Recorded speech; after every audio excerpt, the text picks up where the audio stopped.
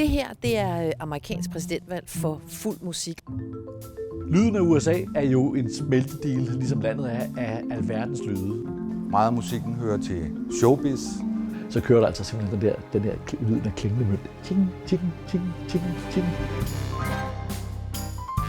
I got nothing wrong with chasing your cash. Go get your money, honey. Country music in many ways is a cultural battleground right now over the political identity of America. The world around me changes every day.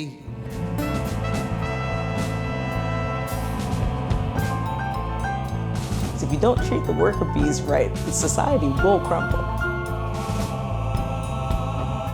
I USA der er musik og politik tæt koblet. Hvis man nogensinde har været til et rally, altså et vælgermøde med en amerikansk præsidentkandidat, så ved man godt, der bliver sunget på livet løs, uanset om man er hos republikanerne eller hos demokraterne. Og det er ikke bare for eksempel nationalhymnen eller Amazing Grace, der bliver sunget. Det er også store popnumre, der bliver spillet på scenen, som der bliver sunget nede på rækkerne. Så man kan sige, at vi går ret amerikansk til værks her med Stjerner Striber Live. Jeg har jo fået til opgave at arrangere 4 forskellige numre. Hotcast-musikken fra Stjerner og Striber, House of Cards, Star Spangled Banner og Dallas-temaet. Der er et eller andet med de der Dallas, der var sådan store amerikanerbiler og...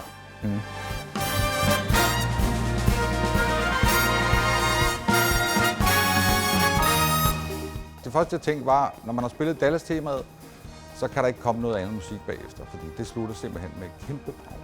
Sidde ved min farmor og farfar, hvor de tænder fra Dallas, det var sådan indbegrebet af USA for mig som barn. Og det var sådan noget, man ikke måtte se hjemme hos os. Det var sådan noget, mine forældre de så ned på. Det var sådan under deres status. Det bliver ikke mere amerikansk end det. Det er pissefedt.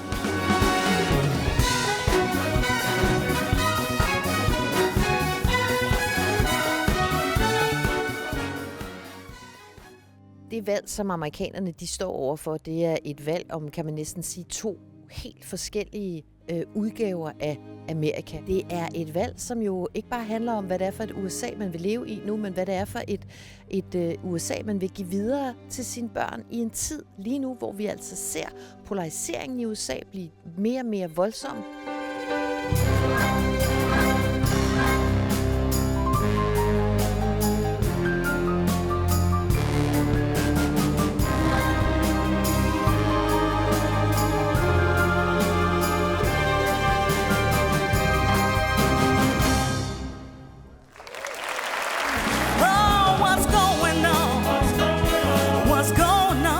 I thought it was really important as a Black American woman to sing songs of my heritage from my culture, to talk about what's going on right now.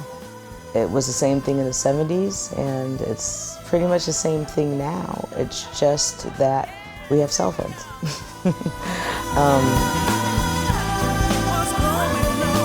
Der er masser af vigtige emner, som presser sig på. For eksempel de her amerikanske såkaldte kulturkrig om køn og race og identitet. I'm originally from Japan, but it's been 14 years since I started living in the US. My favorite piece is Three Black Kings by legendary jazz composer and pianist Duke Ellington.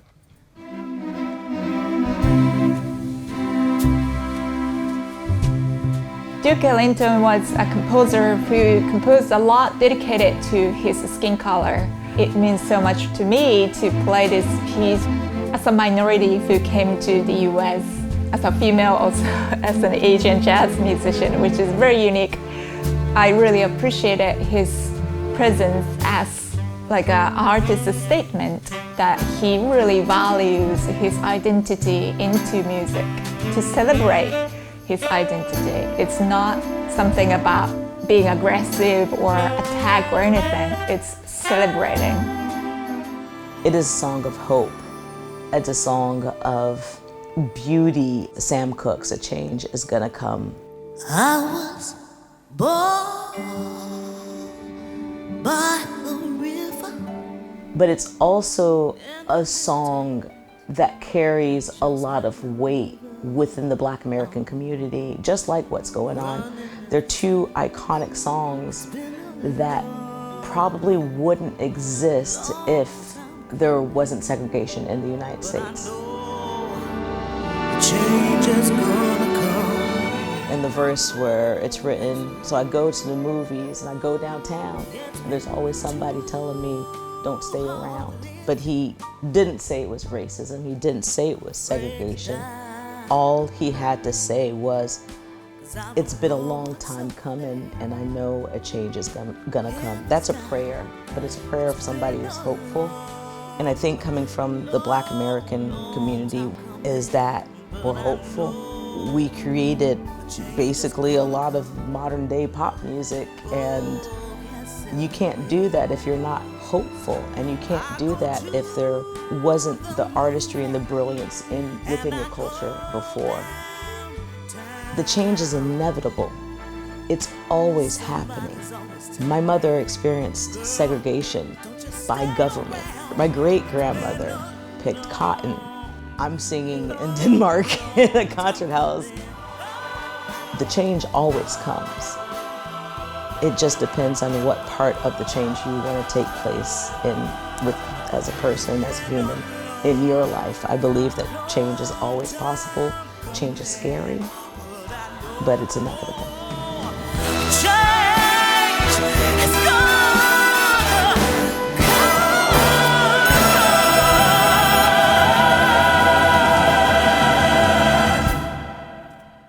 My name is Adeem Maria, and I perform songs as Adeem The Artist. I use they, them pronouns. I am a non-binary country musician. There were not very many of us when I started out, but it's a growing genre. And as people step into their identity, I hope that we can make more space for more people with a gender-expansive view of themselves and the world around them to really step into this scene and celebrate who we are as people. The world around me changes every day. Country music in many ways is a cultural battleground right now over the political identity of America. Kulturkrig, som i høj grad handler om race og køn og identitet. En dagsorden, som republikanerne jo driver ret stærkt gennem den her valgkamp. Det har været en verden, som har hyldet de gode gamle værdier med det gamle Amerika, de gamle familiestrukturer, den hvide amerikaner, verden fra før den gik af lave. And there won't be nothing left of me when I am not around. I have this really complicated relationship with country music myself, as the ways that it has oppressed me and made me feel unwelcome and made me feel left out, made me feel like there was no place in the genre for me.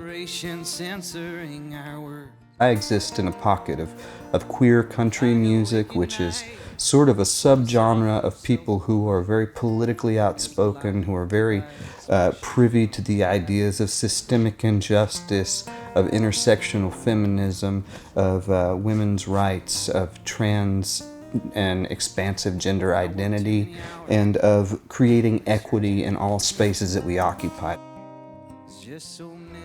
Going to Hell is such a jubilant song. I mean, I wrote it doing the dishes, you know. Do you really want to go to heaven? I remember washing the dishes and singing that chorus over and over again and thinking like, oh man, this song is so stupid, but it's so good, I gotta do something with it, you know? Som en af mine amerikanske kollegaer siger, så vil jeg gerne være lidt nasty. They play country songs in heaven, but in hell we play them loud.